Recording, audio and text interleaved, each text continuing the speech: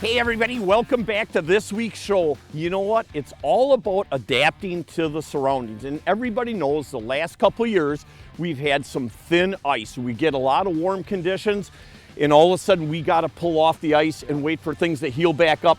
But we're resurrecting that. What we're doing is we're running this huge airboat now.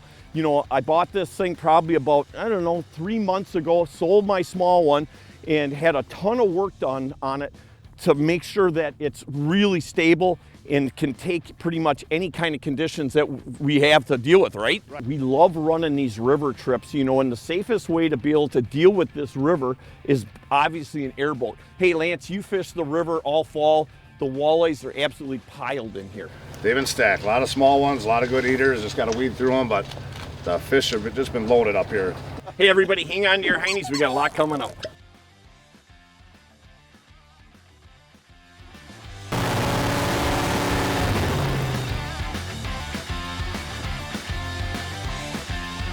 You know, the big thing too about fishing the river here, so many walleyes come up in the fall, especially when you get some current. And we didn't have any current basically all summer long. Then all of a sudden we got some pretty good rain this fall, especially to the north of us. And I'll tell you, it just absolutely sucked these walleyes up in this river. They're from the mouth all the way past New London, almost all the way up to Shiocton. Coming to this river, this is my home right here. So hang on to your heinies. We're gonna drill some holes. Hey, so we're gonna start off jigging here, and there's not a ton of current where we're at right here, and you always want that jig to slide down river. What you do is you're pumping it soft, and when you wanna walk it down river, you lift up real hard, fast on it, and let out about 10 inches of line, and you'll keep walking that jig down river. I just got on a nice pod right here. There's a little bit of current, a little stronger right here. Small one right there. The one I had in the hole was a 14, 15 incher. This one I'm gonna let go right there, but good way to start it off. You know, it's amazing on these walleyes, you know, where they're basically the way they'll set up. You know, the thing about fishing a river, obviously, is there's always that you got to watch that current, and it can change, especially years like this year, the last couple years. You get all these big warm spells, there's rain, you know what, but it really is an awesome place to fish. You know, and I like it because there's not a ton of people up here. The accessibility, getting to some of these spots, you know, is really tough. I'm just a river guy, and it's always been my favorite place to fish. So really, it's one of them kind of things where, yeah, the fishing can be really good, but just being up here and experiencing what I experience is well worth it to me. So out of all the holes we drilled, there's a little drop right there, but there's also quite a bit of current right there. Just moved to another hole, and I don't think it's a real big one, but yeah, chinned them underneath the chin right there. You know, it's cool to see this system that there's so many different year classes of walleyes in it. And, you know, again, that one's probably an 11, 12 incher. So far, so good. Just searching, just came across a pot of fish on the inside here, a little shallower water. I would assume as the day goes on, they'll be dropping in the deeper holes, but we'll comb these shallow flats and see what we come across here. Picked up a few small ones, 2 good eaters. Got the boys down here, let's see what happens. Hey, I'll tell you what, I made my way back up here and back into this deep water, put on a shiver minnow, and they're just absolutely crushing that shiver minnow. Just giving it one pump, and then it's working its way back through the current, and they just grab right onto it. Obviously, today we're fishing a river, and anytime we're fishing a river, I always want to drill my holes at an angle, the angle to which way the current is going. So what I'll do is, obviously the current's going down that way, I'll just take my drill, and I'll angle it. The reason is you'll have a lot better feel on your when you're jigging your rod, because your line's not constantly hitting the side of that hole like that. And the other part is, the most important part is, when you get fish on, obviously you got that current dragging them down, you'll be able to slide them right up and you'll lose a lot less fish. There you go, Scott. Nice job. Nice healthy river walleye. We'll take that one. Good eater right there, 13 and a half, 14 incher. There we go. That's a good one right there. You know, Lance was using a shiver minnow. He went down river a little ways, and typically I'm more of a, you know, jig and a minnow kind of guy. Today we're using the Google Eye, but so I went and I lost my minnow on the way back up to the airboat to check the spot back back over that we were in just a little while ago, and I decided to put a shiver minnow on, and boy, that one just absolutely cracked that. There, George has got one. Holy moly, Georgie boy! GQ George has got one on. Go to a fresh hole. I'll tell you what, you get it down there, dig it once or twice, and whoop, slammed. Slam jam, ma'am. As long as every 1 out of every 6 or 10 is a keeper, I'm fine with that. All right. Oh, there we go. Just that shiver minnow, just pounding that shiver minnow. There we go. There's a keeper. The key to it is too, you know, I'm pumping it once or twice and then I'm just holding it, and what's happening is that shiver minnow is actually coming back towards me, gliding through the water column. I'm about a foot off the bottom, and they're just absolutely crushing that thing. You know, it definitely pays. You know, we come into a spot like this. This is the deep trough right here, and drill a ton of holes, because, you know, you'll catch 2 or 3, maybe 5 or 6 out of one hole, and it'll dry up. You know, they get acclimated on that, and then you just move to another hole, and almost every time you go to another hole, the minute you drop it down, boom, you get bit right there. And kind of interesting, the last 4 or 5 have all been at the back where it's coming forward like this. But I was watching Lance before, and he's holding it still a lot longer than what I was doing. And that's when that fish just come up, you know, vertical, and absolutely smoked that thing. Well, so we can see my bait. We got the current flowing downstream, and right now I'm about 2.5 feet back from the hole I'm jigging out of. And depending upon the water depth, like when I was in 13 feet, I only had to have a foot behind my main hole that I'm jigging out of. But now as you get deeper, obviously that current's going to take it down further, so you got to drill that hole further away from your hole.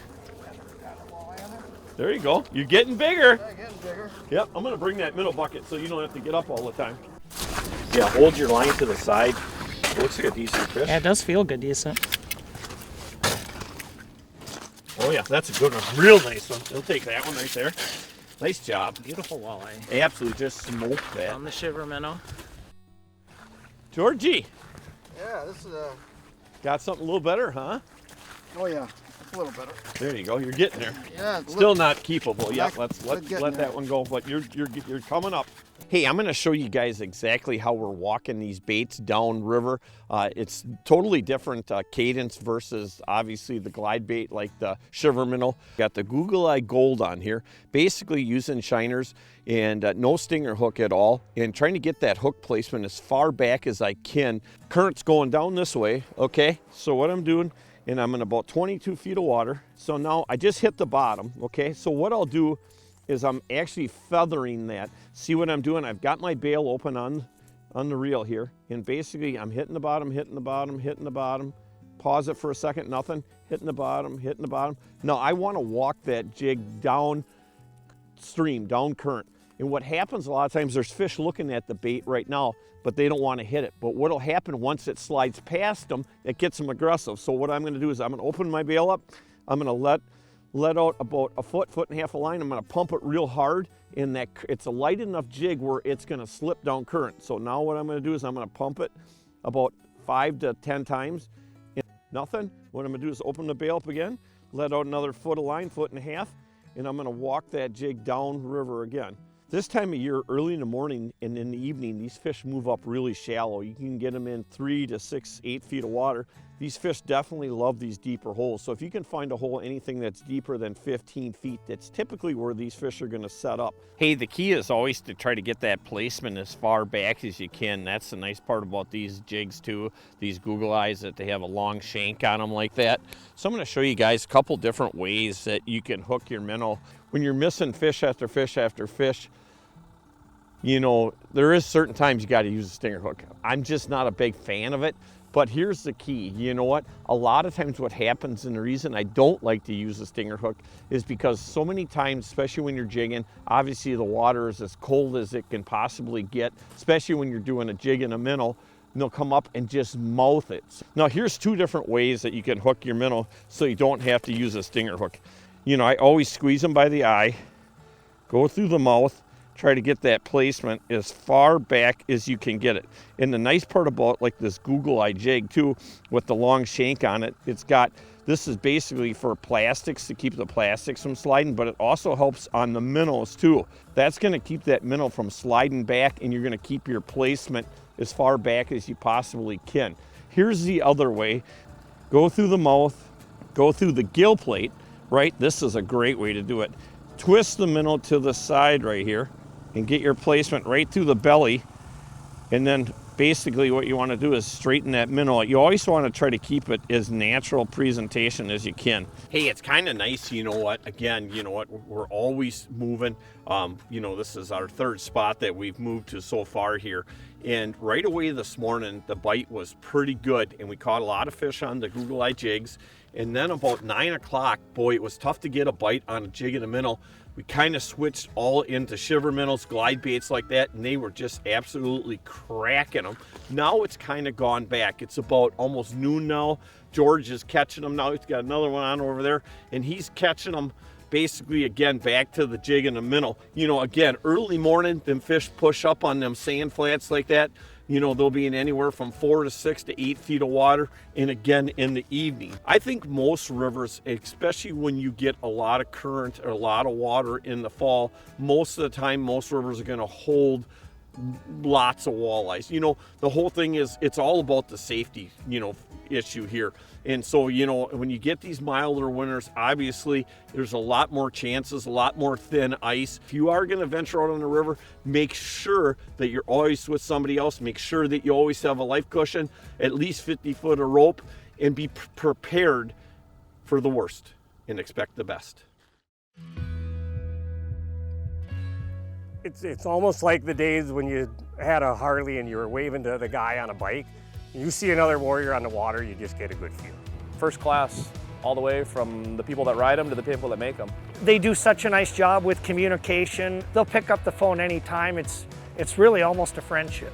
You could be in any state, and when somebody with a warrior drives by you, you get that honk, that beep. You're truly part of a family, and there's nothing like it. Introducing Forever Barnwood.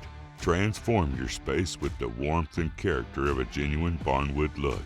Forever Barnwood offers over 200 authentic barnwood products. We are commercial and food safe. Our products are available in unlimited quantities while still providing the consistency you need to complete large projects. All of this while still looking like it came out of a 100-year-old barn. Forever Barnwood. Bring the history inside.